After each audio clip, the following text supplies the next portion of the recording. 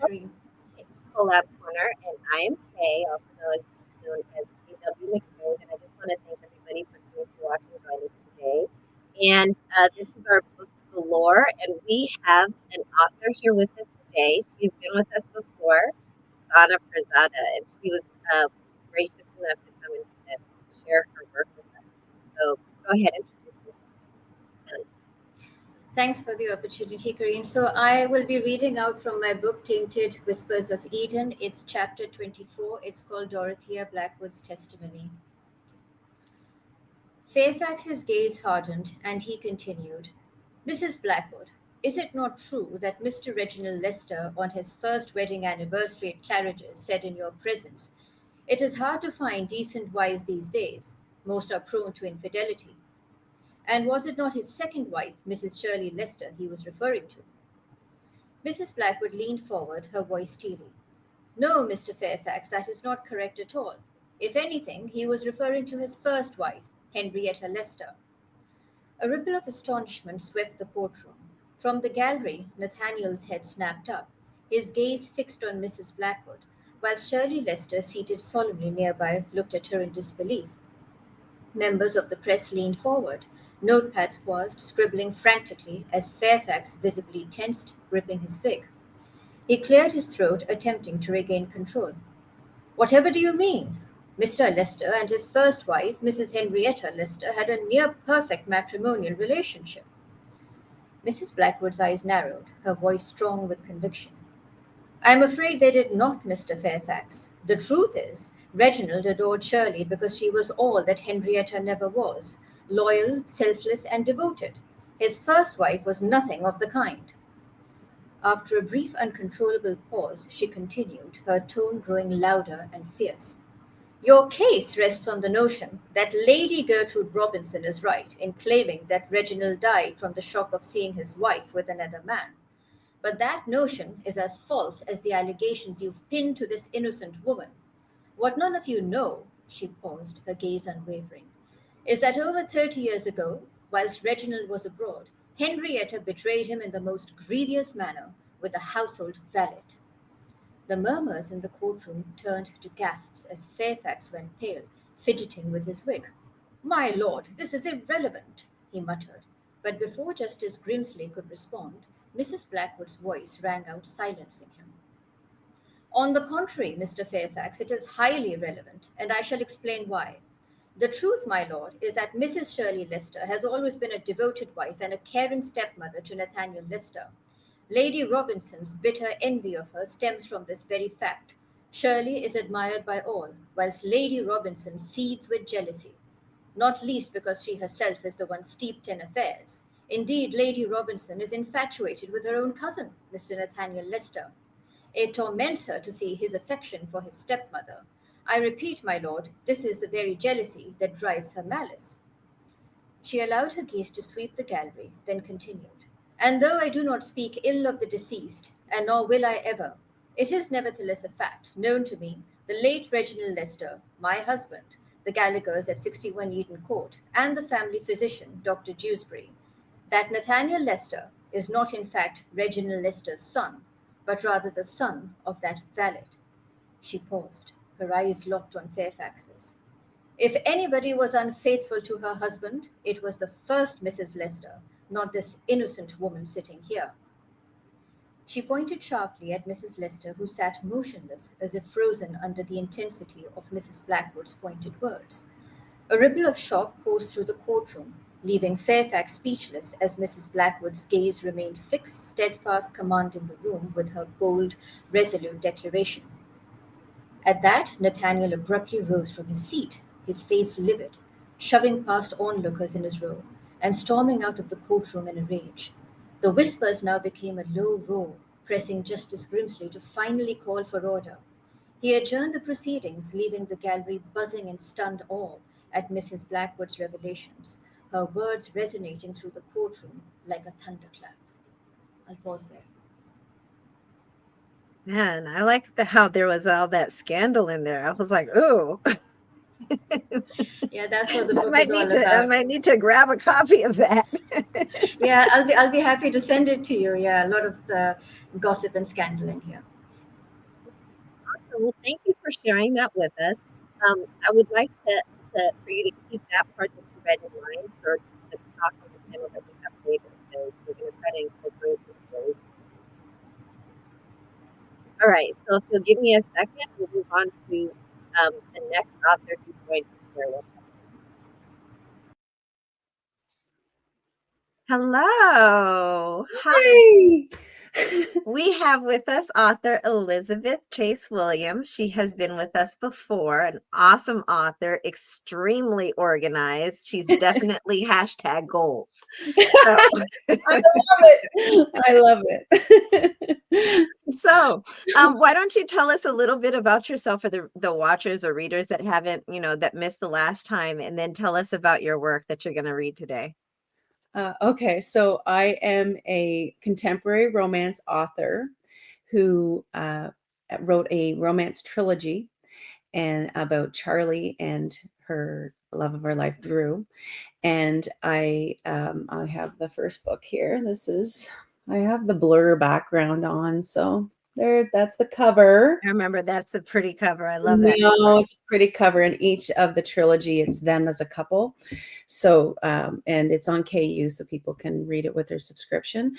And I know that people that read romance are whale readers and need that subscription because they're going to go through books so quickly. And I'm a Right. romance reader, so that's why I write romance. So, and there's a prequel, and I'm about to launch book 5. So we'll see how Okay. all that comes together. Yeah. Okay. So So do you want to read, not too spicy because I don't want Facebook to no clutch its pearls. figurative pearls. And no, nothing too spicy. It is a spicy book. It's not as spicy as some other books I've read. It's not a dark romance. But I wanted to start with this would be actually chapter 3, and it's called Call Me Drew, and it's the inciting incident. So those of you Okay. that know about romance, you always have to have the inciting incident at least by chapter 3, otherwise Right. you're going to capture them. So I'm going to move ahead a little bit in chapter 3, and I'll read a little bit about this. So the Okay. context is Charlie just finished going to church, and she has to rush home because she needs to make lunch for her son and realizes she has no food and decides to go to the grocery store, and she's in a rush and all kinds of stuff. So basically Right. she is down the aisle, and she's having trouble with the dress she chose to wear to church because her button is a little bit loose. Don't worry, there's no spice. Just Okay. it's embarrassing. Okay. I assume church is there, so good. It's a dress appropriate for church. So I There you go. turn I turn my cart around, barely missing a display of rice on sale. I take a deep breath, trying to calm my nerves, and my stomach lurches at a smell I just can't identify. I need to get out of here. Why did I think that this was a good idea? I reassure myself that I can't stop here after work tomorrow. And as I round the end of the aisle, my cart plows into another shopper. Oh my goodness, I'm so sorry. The person I ran into, or should I say, the wall of a man, doesn't seem phased at all as he stands holding a box from the bakery section. His smirk eases my embarrassment. It's okay, miss, he hesitates. Charlie? Andrew, I didn't even recognize you. Well, it's been a few years. How are you? My cheeks flush, trying to figure out how to answer his questions without spilling all my problems onto the man that I haven't seen since high school. The boy who seems to be more focused on having fun and never had a steady girlfriend despite the lineup that was waiting for him to notice. I was in that line, and no, he never noticed. But he just said my name. How does he remember my name? I was just a silly teenage girl, and the last time I saw him, well, he's now a wall of muscles that sends a rush of heat through me at the thought of him in his firefighter uniform. Oh Uh-oh. my God. I noticed the neatly trimmed beard around his full lips, smirking at my awkwardness. He can read my thoughts. Speak. I swallow, trying to find the words. My mind flashes, remembering Martha had a fall and was hospitalized. I heard your grandmother was in the hospital, and I hope she's doing all right. He looks at me with a "how did you know that" look.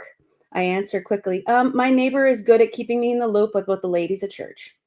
He nods as I observe his body's subtle movements, and I'm reassured that if he's unsure, sorry, if he's uncomfortable with me or he's just doesn't sure if he wants me to know his business. You can't live here without people knowing about your business. And your grandmother comes to the bookstore where I work, I said. Is she doing okay? Yes, she sent me to get these cupcakes for her, and I'm heading back there now. Well, maybe you can tell her that Margaret says hi. She'd want me to pass along the message. Yes, of course, he nods, and a slow smile forming on his face. My throat suddenly feels dry. He is not what I remember from high school. I need to get a grip. It's high school Andrew and this man in front of me are different. 18 years will do that to anyone. I'm not exactly the same girl. I'm sorry about hitting you with my cart. I wasn't really paying attention. I should be more careful, I say in that way that feels awkward and a little too apologetic. It's nice to see you again, Andrew, I say as I push my cart towards the cashier. It's Drew. You can call me Drew, he says as he lets me pass. Drew, why does it sound so sweet coming from his lips? There you go. Oh, it reminds me of the last time I had a crush. Oh. There you go. There you go. That is awesome. Okay, I'm not sure if the other author is still. I'm not sure if she's still. It looks like maybe she might have paused. But so what I'm going to do is I'm going to give a little bit of the talk, and then I want you to hold on to that passage that you read because we're going to discuss it after the talk. So, Great. Thank you.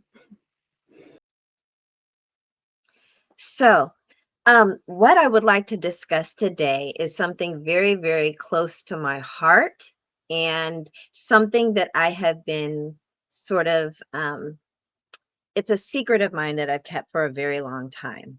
Something that is difficult to speak about. I was born a neurodivergent person with ADHD, and I am an extremely high masking, extremely high functioning person on the spectrum. For me, that means that I'm an empath.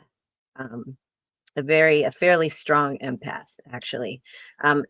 It was a gift given to me by God in heaven. I am a Christian. I believe in Jesus.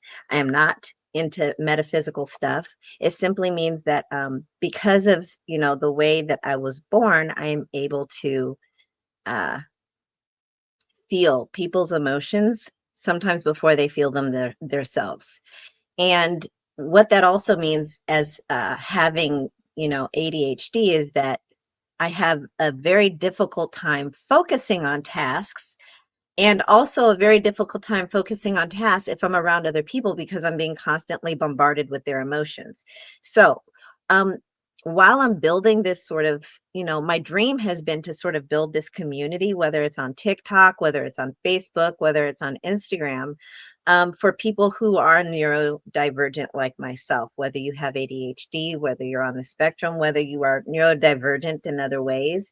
I'm looking for people like that to because it is very difficult in a world of people who are neurotypical and might not understand the struggles that someone who has ADHD, who is on the spectrum, who is an empath might go through, especially if you're on social media, especially if you are a writer, an author, a creator, a digital artist. Just working in this sort of, on these platforms can be difficult in ways that most people really don't understand. And so, some of the things that I want to talk about today are if you are a person on the spectrum or if you are a person with ADHD, I have some tips that I have had to utilize to be able to focus and to bring my attention back. When my attention has gone astray. So, the first one that I want to talk about is helping readers with ADHD. Now, I don't know how many other readers out there struggle with this, but um, when I am reading, sometimes I lose focus and I'll find that I've gone to the bottom of the page and I can't remember anything that I've read. Like my focus, gets divided. So here's some tips for readers who have ADHD. Number one, skip, skim, or reread. Reading does not have to be linear.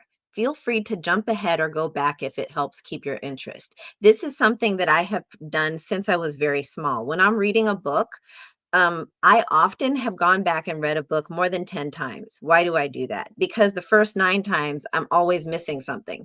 I might skip an entire page and then have to go back later and be like, oh, I didn't know that was a part of the story because of my ADHD. And that's okay. Like if your brain functions neurologically differently, you have to move in a way that actually helps you focus and keeps your attention and then come back and re-pick up all of the data that you might have missed. Another way is try reading out of order. Start at whatever chapter is most appealing and see if you want to keep going. Novelty can boost engagement. I have done this sometimes. I don't do it all the time, but I have been guilty of jumping to the end of the book to see if it's going to even hold my attention to the end. I have done that. I am guilty of that. And again, that's part of being neurodivergent. Whatever is going to hold your attention, you do it for you. Number 3, don't punish yourself for wandering.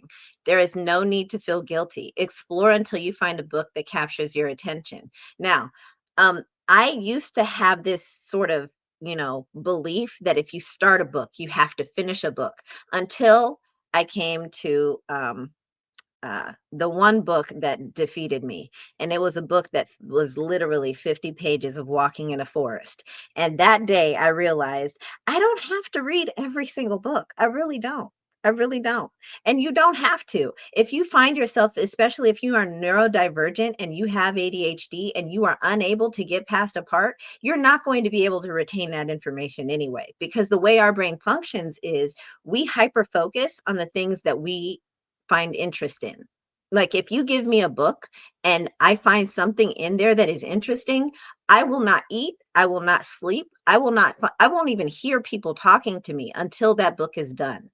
Whereas if you give me another book and it has, things that are literally I'm skipping pages because I can't focus, I might as well just give up the fight because the battle is already lost. So don't punish yourself if you are neurodivergent, if you have ADHD, don't punish yourself. You hyperfixate on the things that matter to you.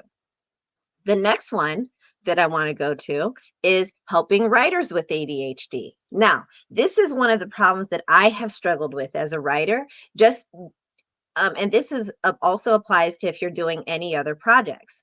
If you have low targets for sessions, even 100 words can count as writing.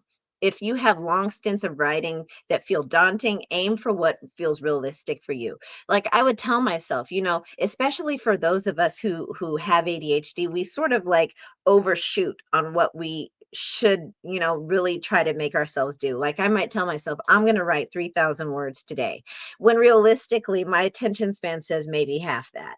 Like don't try to shame yourself into doing more than what neurologically you are able to do.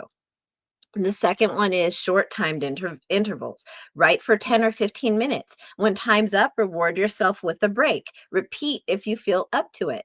Like if you are only able to sit still for 10 minutes, that's fine. Get up, walk around, get some water. Eat an apple. Sometimes sensory input can reset the clock on your attention span. That's extremely important for people with ADHD. Resetting the attention span by bringing in sensory input. Now, this could be tactile, like maybe you need to like touch a wall. Maybe you need to like clap your hands. Maybe you need to jump up and down. Maybe you need to eat an apple. That's sensory input. Sometimes you need auditory input. Maybe you need to listen to music in the background. That's what I have to do. When I'm working and I'm losing my focus, I have to have music in the background or I'm not going to get anything done. So always make sure that you have some type of sensory input or take a break in order to reset your attention span clock. Number 3, partial tasks. Think of each step in the writing process as its own job. Researching, outlining, drafting, editing. Don't try to look at writing a book as an entire project that you have to do. You will become overwhelmed and you will want to not do it at all. Look at it like make basically a tiny task list. Like chapter 1.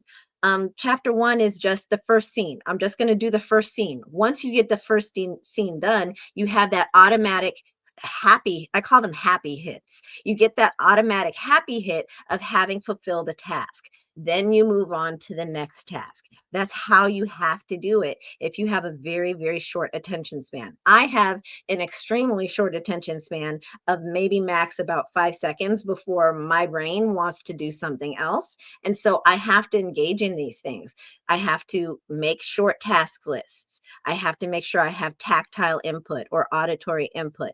And I have to make sure that I have goals that are concise, bite size, and small so that I get that happy hit of having completed a goal. So that is sort of the tiny talk for today. And I want to bring our authors back on so that we can discuss this in terms of the writing process and as well as, mental health as it relates to writing.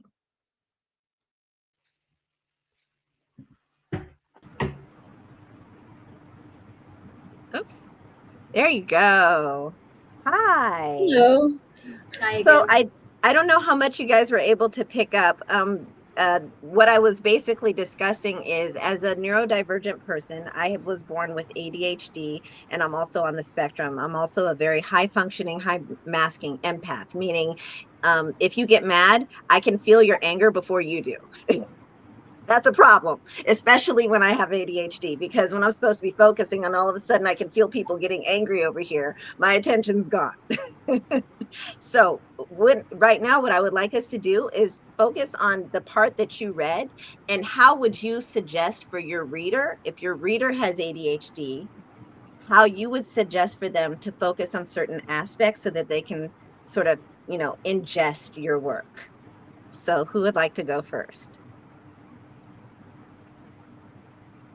Mhm. Don't make me pick. I Well, can. Go yeah, ahead. go ahead. No, no, go I, ahead, please.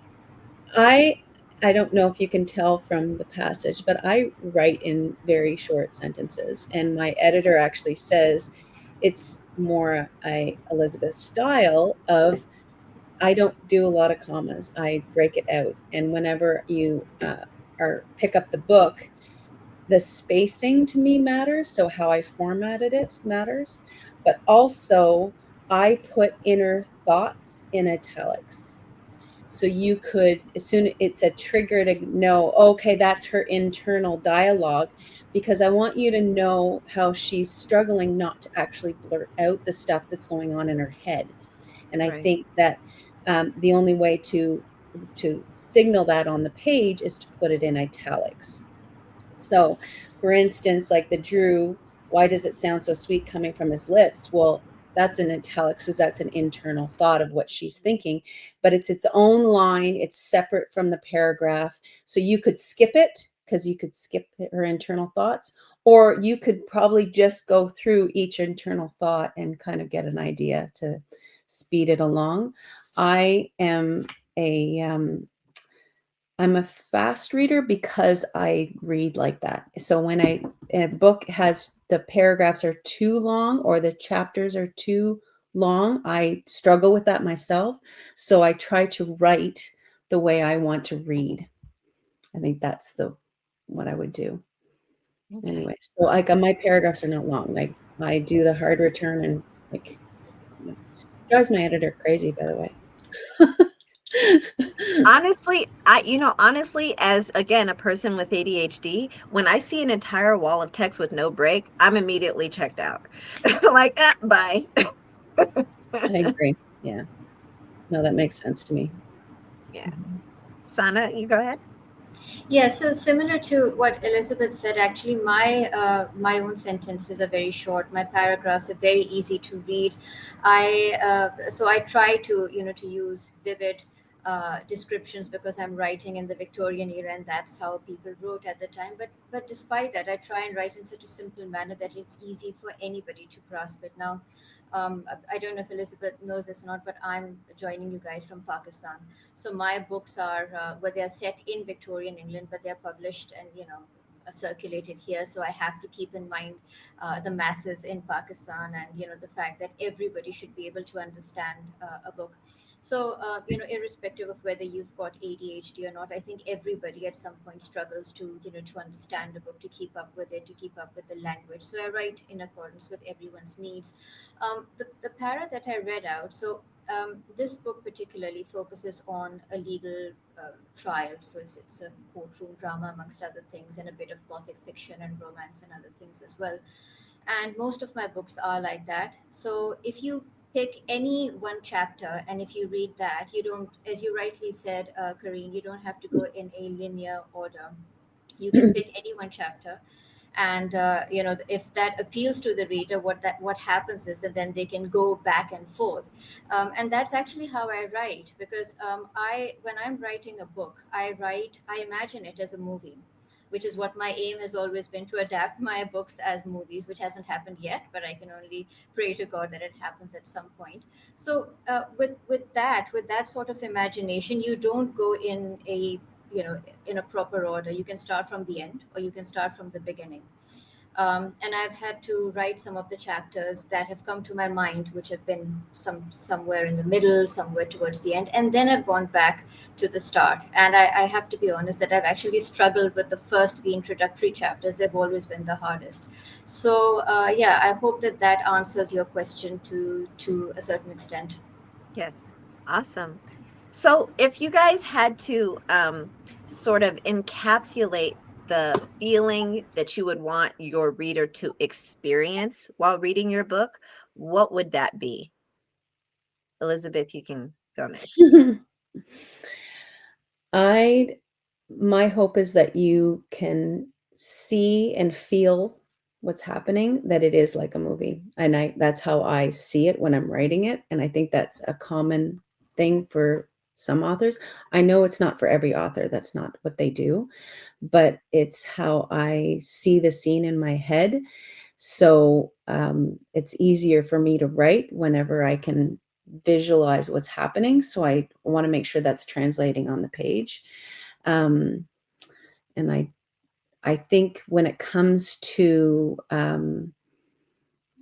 trying to make sure that, like for the romance, you shouldn't pick it up in the middle, because you're going to be lost, because it's like if you started watching like a rom-com in the middle, you'd be like, I have to watch this from the beginning. But Right. with the romance novel, if it hits the beats quick enough, you should be able to turn the pages, and you should have an open loop at the end of each chapter, that you want to keep reading the next chapter. My chapters are very short on purpose. So if you have to put the book down, you're going to have to put a book down in the middle of a chapter, because Right. it should propel you to want to keep going in the next chapter after each one. And also, I'm dual point of view. So as soon as you finish with one point of view, then I'm going to go into the next one. You're like, oh yeah, I want to know what happens with that person. So it should actually give you dopamine hits that you don't want to put it down. I I think love that's, that you said that. Dopamine hits. I love that. yeah. Yeah. Yeah, it should entertain you in a way that, because I'm not, mine is an epic fantasy, and I do read that, but I find that you really have to get into the world. And even though my world creation is more realistic, it's a small town in Utah, it's it's still, you should feel the characters. It's character plot driven first. It's Right. not about the world necessarily. It could be any small town, technically. Right. Right. Mhm. There you go. Yeah. So what would you say, Sana? So basically, my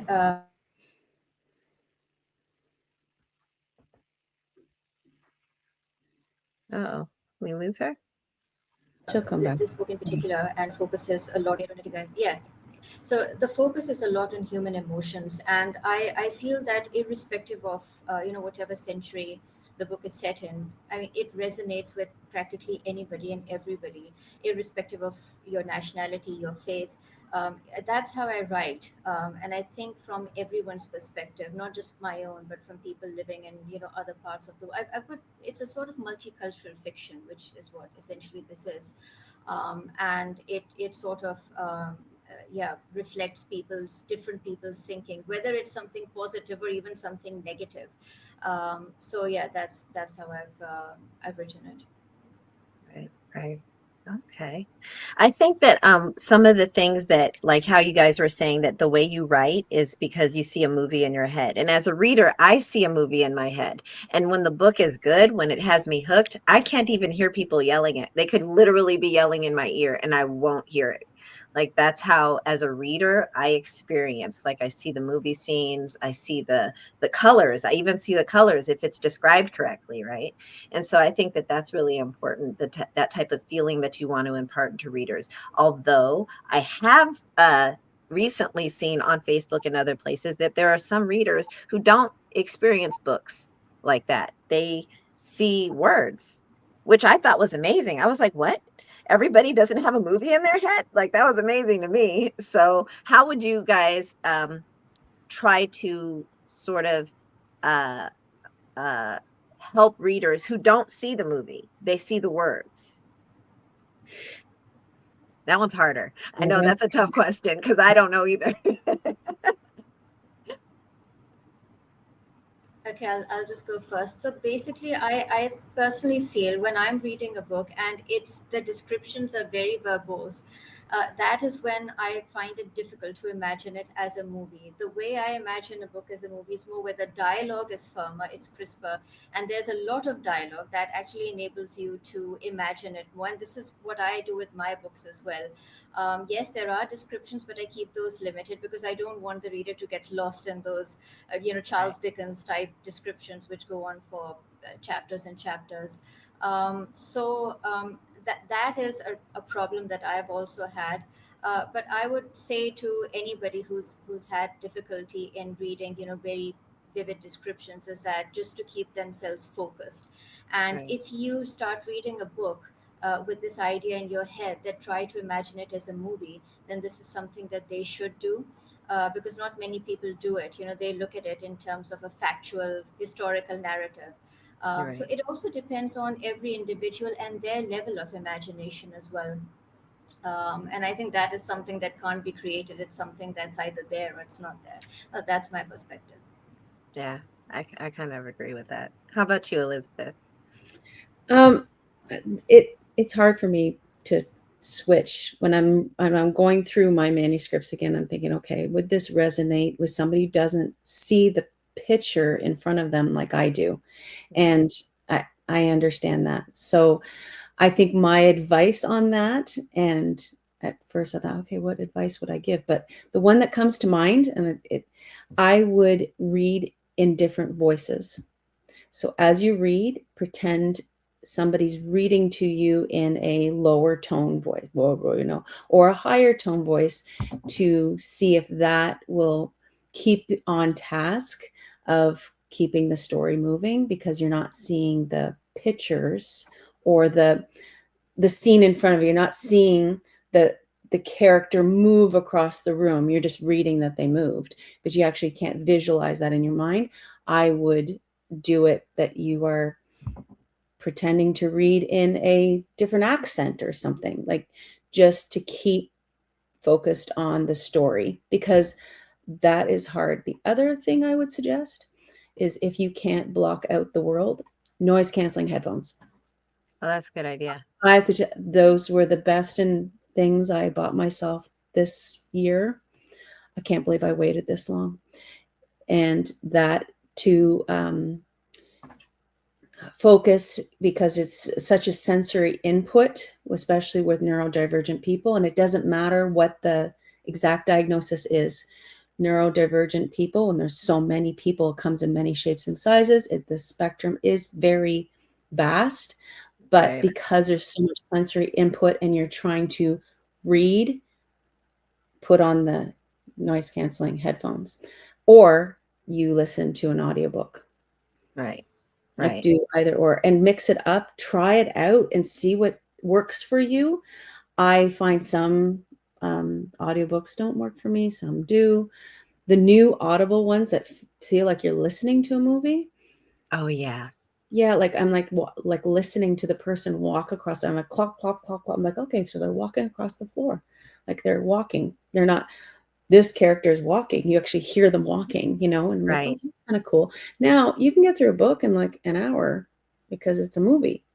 They're Really? just narrating them. That's like an old, they used to have like uh the like it was like a play, but it was on the radio, and they had like the sound stage where they would, do certain things. I That's remember those. those Like, are some of the new Audible books. That's what it sounds like to me. And not that I can do them every day because it does require a lot of concentration. Don't do it while you're driving. I'm guilty of that. Well, those ones that sound like a movie, it's like watching a movie. And because I'm in the movie, I I was like, "Oh, I can't do this. I can't do 2 tasks like that at once. It's just not gonna happen." So I can listen to a book, like somebody read me a book driving, but I can't do those new Audible original ones. You So know, mhm. I'm actually so happy that you mentioned that because that has become the new love of my life, are those cinematic books. I know, they're Like, so I well will done. pay extra to get those. They are so good. They're so So, good, yeah, they and the really thing are. is, like, to me, people go, "Oh, okay, you have to do laundry, you have to, change the sheets, you have to, do these things," and you're listening to that as it that's one way to get through your TBR. Right, right. I mean, honestly, I do an extreme amount of driving, and, when you're on the road, you start to zone out, you start to fall asleep. That's literally the only thing that keeps me awake, Hey, you have so to that I think is a good takeaway. You have to experiment with what works for you, and then when it does, own it. It might not work for somebody else, but it works for you. Tuck that away and do it again. right, right. I think Mm. that's the lesson. If it works for you, do it. Do it. And if somebody goes, "Oh, that doesn't work for me." That's fine. You do you. But it works Right, for me and I'm going to do this. So, I think that's the most important takeaway is to you're experimenting with your attention span and your knowledge transfer abilities. So like knowledge because you're reading and you're bringing in information. So you're transferring that knowledge from the page to your brain. So you have to experiment with that, and every brain is different. right, right. That is so true. So, you guys, I just want to thank you so much. I want to double check. Right now, we are actually also in the middle of trying to build a community. We call it Creator Core. And I dump like little tutorials on intellectual property, how to protect your work, how to identify scammers on the internet, especially in this digital age, how to protect yourself against AI, things like that. Right. And so, if you guys aren't in the group, let me know so that I can send you the invite. So, I'm in it. okay, good. I'm good. All right. I just want to thank you guys so much for coming and joining us. We did have a mishap. The speaker was extremely ill and her grandbaby was extremely ill and it was a hot mess. So she's had to be rescheduled. So I want to thank you guys for coming and sharing your work with the audience. For those of you out there, we are having a special event next week, next Sunday, our Juneteenth, an early Juneteenth event. And we have two special speakers. So that's going to be exciting. So we hope to see you all then. So thank you guys for coming. Thank you so much Thank for you so having much, us. Karina. All right. Okay. Bye now. Thank you. Bye bye. So I just want to thank you, everyone, again for attending our Books Galore event. Our main speaker was, again, she was very ill. Her grandbaby was very ill, and so she had to reschedule, which was unfortunate. But she will be here in a future event, so hopefully you will join us in the future. Again, this was Books Galore, and please make sure to check out our group Creator Core, where we teach artists, musicians, content creators, digital creators. If you are an author, a writer, a painter, if you create content, we teach you how to protect your intellectual property. So please look and send a request to join there and have a good Sunday.